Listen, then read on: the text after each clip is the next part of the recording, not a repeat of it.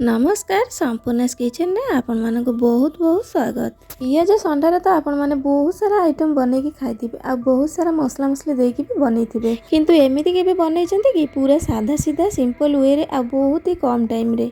तो मु आज से पियाज संडा आउ आलूर तेल भजा करी जोड़े किसी भी मसला मसली न देके आपण माने तो सब मसला मसली देके खाउचंती, थरे एमिति साधा बनातु आउ आपण मानक लागुथबो ए भजाटा बिल्कुल भी टेस्ट लागिबनी, किंतु जमा सेमिति नुह काहेकि ना पियाज संडार भी निजस्व गोटे बहुत बढ़िया टेस्ट अच्छी। किसी मसला नदेले भी बहुत भल लगिबो आउ एई भजाटा आपण भात रुटी सबुथिरे खाई परिबे, किंतु मते बेसी राति रुटी सहित भल लागे। एही रेसिपीटा बैचलर किंबा जो माने एकुटिया बाहर रहउचंती तांको पय तो बहुत ही बढ़िया रहइबो। 15 मिनिट भितर भजा पूरा रेडी हो। तो मुझे पियाज संडार भजा भाजबे कड़े रे 1.5 चामच सोरिष तेल देइछि, फुटण अल्प टिके देइछि, गोटे सुखिला लंका को दिखण करी पके देइछि। एठी किछि भी मसला देइनि, खाली करी पाउडर मु हाफ चामच रे देइछि। एबे सेतिरे पियाज संडा आ आलू को जो हम काटी के रखिथिले तो ताकू दे देके भलो से मिसई दबा।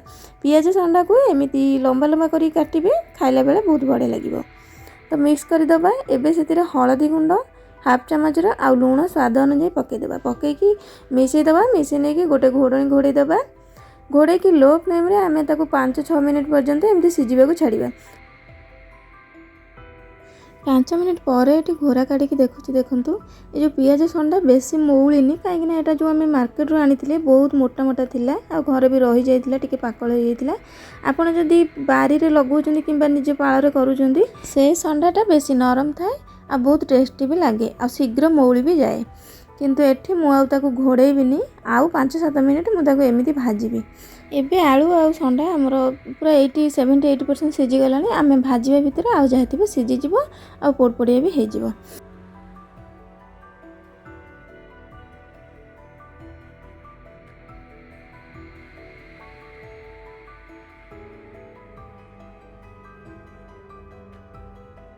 आपण जदि नॉनस्टिक कड़ाई यूज करचंती ताहले बिल्कुल भी तले लागिबोनी, किंतु एई कड़ाई रे बेले बेले लागी जाए।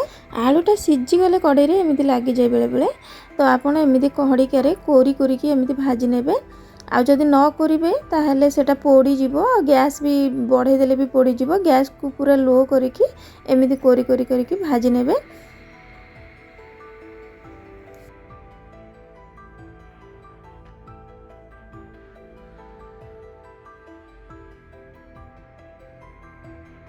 लो फ्लेम रे 5 मिनिट भाजिला परे मीडियम फ्लेम करके आउ गोटे 2 मिनिट पई लगातार चलेकी एमिति भाजी नेबे, जहाद्वारा कि भल से पोडपोडिया हो जिवो।